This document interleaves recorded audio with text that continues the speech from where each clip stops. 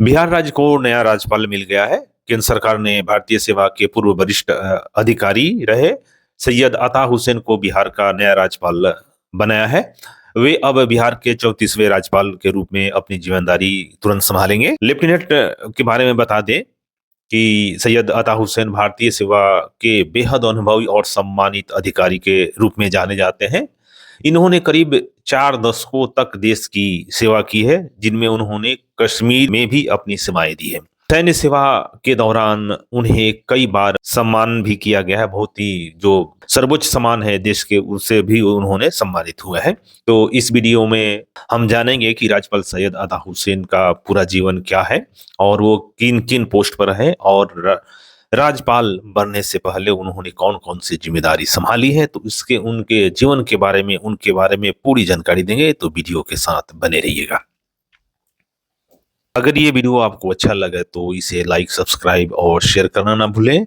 अगर आपको बिहार की राजनीति, नौकरी, शिक्षा और बड़ी खबरों की अपडेट चाहिए तो द बिहार मिरर को सब्सक्राइब करें।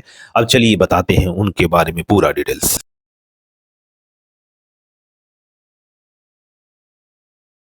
केंद्र सरकार ने भारतीय सेना के पूर्व वरिष्ठ अधिकारी लेफ्टिनेंट जनरल सैयद अता हुसैन को बिहार का नया राज्यपाल नियुक्त किया है। वे बिहार के 34वें राज्यपाल के रूप में पदभार संभालेंगे और इन पद पर आरिफ मोहम्मद खान का स्थान लेंगे। उनकी नियुक्ति को प्रशासनिक अनुभव, सैन्य अनुशासन और रणनीतिक नेतृत्व के दृष्टिकोण से एक महत्वपूर्ण फैसला माना जा रहा है। सैयद अता हुसैन भारतीय सेना के उन वरिष्ठ अधिकारियों में शामिल रहे हैं जिन्होंने करीब 4 दशक तक देश की सेवा की। वे सुरक्षा और रणनीतिक मामलों के विशेषज्ञ माने जाते हैं और जम्मू कश्मीर में अपने नेतृत्व के कारण राष्ट्रीय स्तर पर पहचान बना चुके हैं।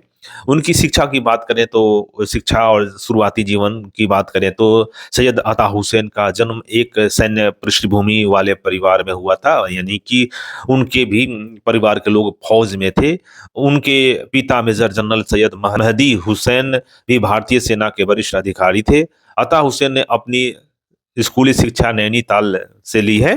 नैनीताल के श्रीडूड कॉलेज से प्राप्त की है। इसके बाद उन्होंने यूनिवर्सिटी ऑफ दिल्ली से इतिहास में उन्होंने बीए की डिग्री हासिल की है।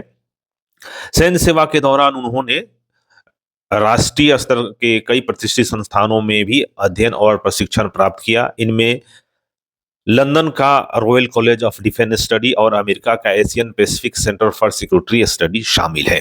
इन संस्थानों में उन्होंने रक्षा नीति और वैश्विक सुरक्षा से जुड़े विषयों पर गहन अध्ययन किया है और गौरवशाली सैनिक करियर रहा है उनका।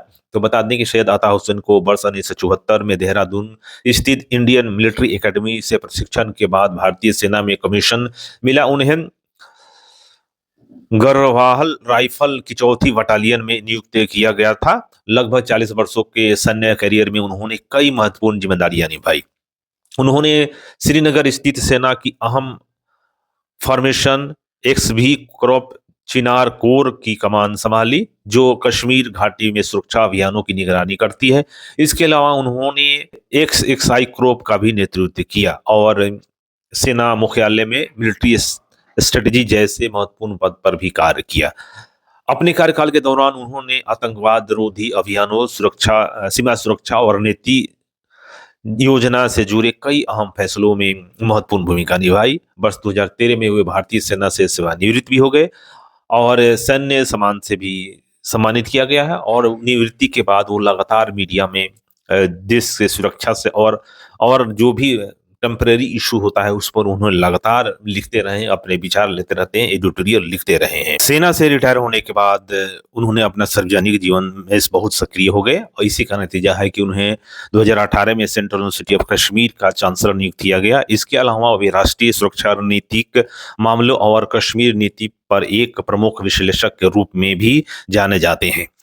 अब बिहार के राज्यपाल के रूप में सैयद अता हुसैन एक नई संवैधानिक जिम्मेदारी संभालने जा रहे हैं। राज्यपाल का पद राज्य की प्रशासनिक और संवैधानिक व्यवस्था में महत्वपूर्ण माना जाता है।